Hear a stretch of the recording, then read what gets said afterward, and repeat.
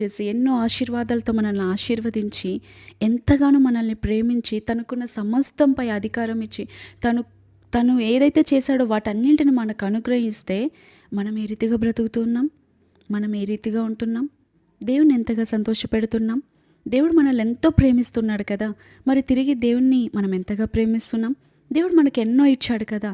మరి తిరిగి దేవునికి మనమేమిస్తున్నాం?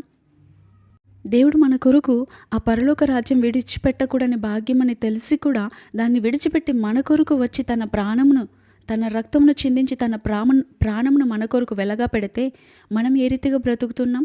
ఆయన మన కొరకు ఎంతో త్యాగం చేశాడు కదా! మనం ఎంత త్యాగం చేస్తున్నాం ఆయన కొరకు? ఈ రోజుల్లో మనం చేసే త్యాగం అంతా కూడా ఏ మాత్రము కూడా లెక్కలేనిదే. దేవుని కొరకు ఒకప్పుడు బ్రతికిన భక్తుల జీవిత చరిత్రలు చదువుతున్నప్పుడు వారు దేవుని కొరకు పడిన ప్రయాస, దేవుని కొరకు చేసిన త్యాగం అంత ఇంత కాదు. పౌలుశీలలు దేవుని కొరకు ఎంత ప్రయాసపడ్డారు. పేతురు, యోహాను వీరందరూ దేవుని కొరకు ఎంత త్యాగం చేశారు.